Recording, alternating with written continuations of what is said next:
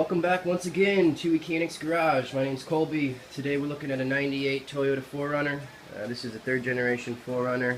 It's got the 3.4 liter V6 engine, and this engine was in there from 95 to 2002, I believe.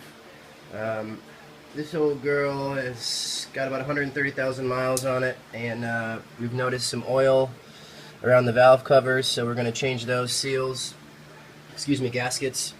As well as these front cams, the oil seals behind the gears themselves start leaking. It's pretty common, as well as the crank seal down there. We're just going to do the whole once over with the water pump, idlers, tensioner, gasket, valve covers, and we're going to do the cam and crank seals as well. Got everything we need here ordered offline, and let's go ahead and get started. Alright, the coolant's still draining. I went ahead and took the three 12 millimeters, 1, 2, 3 out of this air box. As well, unhook this little hose here that goes in there to the air box. I'm just going to unhook that all the way back and lay that over here to get that out of the way. We got this hose here that I'm going to tuck out of the way as well. Unhook the mass airflow sensor here. There's two clips on this wiring harness back here. I used a pair of needle nose to squeeze the little tabs and slide those out. 10 millimeter here on the hose. And once you have that loose, also this back guy here you can just pop off. That actually comes out of there. And pop the hose off the intake, pop it out of the firewall, and then you can take that thing completely out of there. Alright.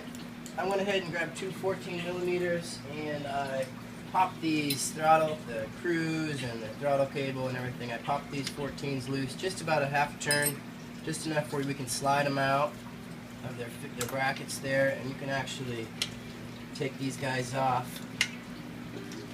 These ones are, looks like they're all rusty. I'm going to spray them down with some WD and then pop them off. There, this guy came off. That one is kind of stuck. I'll get that one later. Get the lines out of there, and then you're going to start just taking things off the intake. This throttle line just kind of snaps loose. You can disconnect this vacuum line. If you're afraid you might not remember where things go ahead and mark them with some tape or something.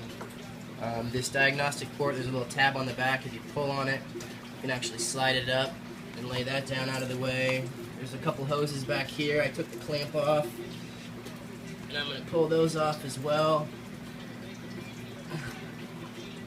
Let's see. We got a couple sensors over here. Just go around and get everything that's hooked up to the intake disconnected. I'm going to try to take this thing off in one piece if possible, and then we'll go from there. A couple more vacuum hoses under here we're going to take off. There's a vacuum line here we can get out of the way for now. And we'll go from there. Alright, come on over here to the passenger side. I unhooked this throttle position sensor here. There's a sensor right here. Over here on the back side there was one vacuum line right there that I popped off with a flathead screwdriver. Keep in mind that it looks like there's a little 10 millimeter right there. Alright, it's kind of hard to see, but there's a 10 millimeter that's attached to the intake that we're going to want to take out when we're doing the other bolts on the intake.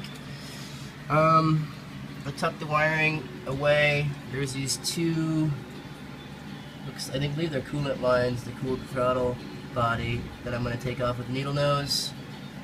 Just basically going around the whole intake. I'm going to try to take the whole piece off, top and bottom in one shot. Going around making sure everything's unhooked, and then we'll start taking that thing off. Okay, on these two little hoses under the intake, I was able to first slide the clamp off with these little short needle nose with a little bend on them, and then I used a flathead screwdriver to get in there and just kind of pry the hose loose. They pop free. I got that little 10 millimeter out of there. I would recommend using a 6-point socket on a wrench because I about stripped that baby out. We're going to go over to the other side and make sure everything's unbuttoned, and then we'll start taking that intake off. Over here, all we got left is this line here. This bracket looks like it's connected to the intake. A ground right here. And I think that might be it. This stuff up top can stay where it's at. I'm going to get that stuff removed, and then we'll start taking out these bolts right down along here that hold the intake on. Alright, after looking a little closer here, I realized there was a bolt underneath of here that we're going to have to separate this intake for. I went ahead and took the six bolts out. There's two 12s here, two 12s up here, and there's actually two nuts here. One of mine actually came out with a stud, but it should just be the nut. The stud may come out on yours. Once you get those 6 12s out and you have everything unhooked around here, this thing should lift right off of here. That's one line under there. And there, I'm going to pop him off, and we can lift that out of the way. Alright, once you get that top off, before you start taking this bottom off, they snuck 2 little 10mm in down here on this fuel line. There's one right under here, and there's one right in the back corner. Take those 10s off, so when you lift that off, you're not pulling out fuel line. After you get that off, there's a total of 6 bolts holding this thing on, that one 10mm that we had trouble with earlier. 2 here, 2 nuts on either end, and there's actually this one long one right here in the middle. Once you get those loose, everything else is free. This thing should slide right up and off of here. There is 2 studs on the end, so you got to kind of wiggle them off that. There's the spots where those 2 10mm were on the fuel line. And now we can go on to start removing the valve covers. Alright guys, the next step, I'm going to get these this wire set out of here. These little clips here just kind of pop off this cover. Reach your hand into there and pull the little tabs loose. I went ahead and numbered these. For the Toyotas, the numbering goes like this. Up here on the passenger side in the front, 1, 2, 3, 4, 5, 6. I'm going to reach out to the customer here and recommend we replace these wires. They have 3 wires on the driver's side here, and the other side are the overhead coils. However, as you can maybe see in the video, get this guy out of here. All that white usually is a sign of misfiring between the wires. So we're going to probably go ahead and change those. Regardless, bring the wire clips out. After you have everything numbered, over here on the coils, they're just a simple little wiring harness to pop those off. And then looks like 3 10mm, and you can slide those coils out with the wires hooked up. 1, 2, 3. Okay, like I was saying, over here on the passenger side, I got those 3 10mm out of these overhead coils. I'm going to go ahead and just leave the wires on them. I do have them marked, 1, 3, and 5. That way we can get these out of the way and move on to the next step. Alright, still over here on the passenger side, to get this wiring harness out of the way, on this harness here, there's these little tabs. I'm going to pull that one. There's one more back here. Slide that tab, and you can lift this wiring harness up, and we're just going to elevate it and get it out of the way so we can get that valve cover clear. Looks like we should be clear right there, and there is 8 10mm, 4 on the top, 4 on the bottom, and then we can pop that valve cover off. I'm going to go ahead and break those loose now. Alright, we got the 8 bolts out, 8 10mm out of the valve cover. It should just pop right off. Yeah, oh, there it goes. Snake that guy out of there carefully, not to spill anything in there. And there we have it. Alright, we got the valve cover off the passenger side. These bolts were really loose. It obviously has been leaking for some time now. It's just covered in oil. I'm going to degrease and brake clean these valve covers real good, as well as remove the gasket here and the 3 little O-rings here that pop out. Usually you can get them from the top and pop them with your fist and like a little 1/4-inch drive, and they'll come out pretty easily. Sometimes they break. They're probably pretty brittle. Regardless, we're going to jump over here, take the driver's side valve cover off. Then we'll go ahead and clean these valve covers up, get the new seals and gaskets put on, and then we'll probably call it for this video and start a second video for the water pump, tensioners, all that shit up on the front. I'll be right back with you, and we're going to start on that driver's side. Alright, over here on the driver's side, I went ahead and unhooked the 3 fuel injectors here to get a little play on this harness. There was a 10mm here, it actually just crumbled when I took it off, it's so brittle. As well, there's a little tab back here on the end of this harness that you have to push down. Once you get that free, you can lift this baby up, and it's not ideal, but I think we're going to have enough room to work that valve cover out of there. As it is, it's kind of going to be in the way a little bit, but I think we can work our way around it. That way we don't have to start unhooking a bunch of other stuff.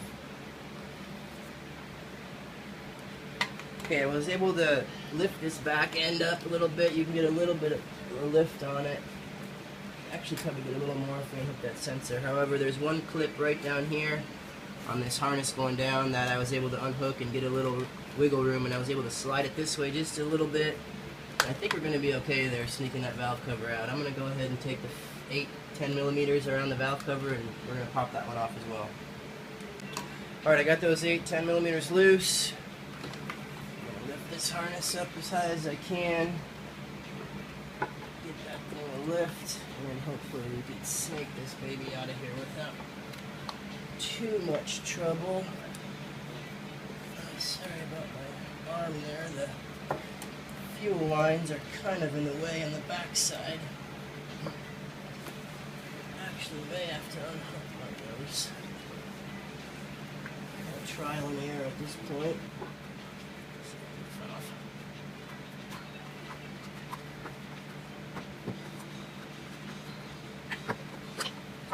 Well, I'll tell you one thing, that's going to be very difficult to get back in. So I'm probably going to move a couple of those lines out of the way. But, in the meantime, we got it off. There we have it. Okay, as far as getting this valve cover clear, I was able to unhook the coolant sensor, temp sensor off this wiring harness, and that brings that harness up quite a bit. As well, I'm going to unhook this fuel line right here on the front, this guy right here. That way we can get that valve cover back on that corner a little easier. Alright, we got both valve covers off. I'm going to go around with some paper towels and some brake cleaner and clean all your surface areas real well at both sides, as well as I'm going to degrease these valve covers, take the old gaskets off, get them all cleaned up. And don't forget, when you're reinstalling, we're going to put little dabs of RTV in the corners here where they go over the little half moons, so you don't have any leaks there. And I'll come back with you once I get them all cleaned up. Alright guys, I went ahead and actually got the pressure washer out because these valve covers are so dirty, and degreased the valve cover. I then went ahead and used some brake cleaner and cleaned out this track real well. You want that all dry. Popped out the old seals. I started putting the new seals in here. This kit I got is actually pretty cool. It's got 6 seals for the spark plug holes, all the little rubber grommets. One thing I haven't mentioned and I want to mention now are these 2 cam caps here. If you have them, or if you don't have them, make sure you're checking when you're doing this job, because as you can see right on the back side of these cams, if you go to look in the mirror there's that cap, and this one has definitely been leaking. It's kind of hard to see, but it's got oil coming down the back, so make sure you check those and change them if you need to. All we're going to have to do is just pop those 2 back 10mm off there, maybe 3, I can't tell exactly, but and lift that cap off, and then take that cap out and put the new one in with some silicone, so we don't have any more oil leaks back there. And one more thing, guys, over on the passenger side here, probably on the driver's side too, I haven't looked, there is actually an aluminum half moon here. I had to grab a pair of pliers to get it loose, but an aluminum half moon has a little track for sealant, so I went ahead and yanked that out, and I am going to reseal that up as well after I brake clean everything. I'm going to put brake cleaner on a paper towel. I've already wiped these down, and I'm going to clean all these surface areas with brake cleaner. It gets all the oil residue off, and the silicone has the best chance of sticking and not leaking. So check both sides for this aluminum half moon, seal that up as well, that way you won't have any leaks on the back side. Alright guys, we actually have 4 of those half moons. I found another one up here on the front, and there's 2 on the other head as well, front and back, so go ahead and pop those Sorry about that. Turn off the sprinkler. Pop those 4 half moons out, get them all cleaned up, brake clean them, and I would reseal them if I were you. It actually looks like this front one was leaking really bad on this driver's side. It's all wet, so I'm going to get those all out and reseal them up. Okay, back on these cam caps here. On the passenger side, I had to take off this one bracket right here with a nut and a bolt. That's what holds the wiring harness clip right here. And then I just took the 210s right out of the cam cap and just gave it a little pry with a screwdriver. And there she is. There's the cam cap and the cam cap, I guess. And the other side, I don't believe even has bracket, so it's just going to be those 210s, and we'll go ahead and pull that one off as well. Get these things cleaned up and silicone all the way around the new ones and tighten them back down. Alright guys, I got the cam caps here on the back installed. Be very careful. If you look with a mirror on the bottom on the inside before you put it back together, there is actually an oil hole there, so you don't want to use too much silicone and plug that oil hole up or you're going to have real problems. I cleaned up those aluminum half moons, sealed them on the inside, even put a little bead along that backside over the top just to be safe. Same thing up front here, put a little bead over the top up to that cam cap over there. Everything else is ready to go. I cleaned everything down with brake cleaner. We're going to go ahead and set the valve cover on, as well as the new grommets for the hardware. Alright guys, I got the passenger side on. I went ahead and torqued all these 10mm down. Don't tighten them too much. Right till about those bushings right here start mushrooming out, that's when you're going to want to stop. If you over torque it, it's going to start leaking prematurely. On the driver's side, I was able to unclip a couple wires, these wires here from over in this corner, to get that wiring harness out of the way. Like I said earlier, I unhooked that fuel line and laid that aside. I'm going to do the same thing over here, clean everything, brake clean, take the aluminum caps off, the cam cap on the back, and go ahead and do the same process. I'm going to call it a wrap on this video. I'm sure it's getting long. Thanks for watching guys. If you have any questions, leave a comment on the video or shoot me an email. Thanks for watching, and Merry Christmas.